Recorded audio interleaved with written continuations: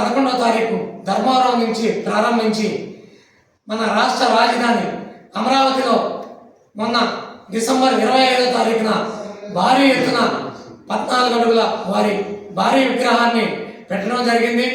తర్వాత పెద్ద బహిరంగ సభ కూడా నిర్వహించడం జరిగింది.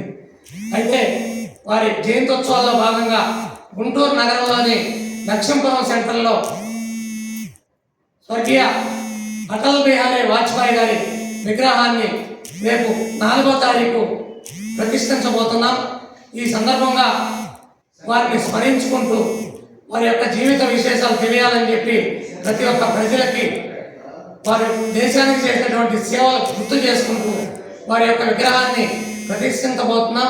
దాని సందర్భంగా ఈ కార్యక్రమానికి ముఖ్య అతిథులుగా వచ్చినటువంటి పెద్దలు గౌరవనీయులు బీజేపీ సీనియర్ నాయకులు జూపూడి రంగరాజు గారు, అలాగే మా రాష్ట్ర ఉపాధ్యక్షులు పిట్రా శివనారాయణ గారు, రాష్ట్ర అధికార ప్రతినిధి దత్తం శ్రీనివాస్ గారు, అలాగే బ్రాహ్మణ కార్పొరేషన్ డైరెక్టర్ వెలగలేటి గంగాధర్ గారు ఈ యొక్క ప్రెస్ మీట్ కార్యక్రమంలో పాల్గొన్నారు. ముందుగా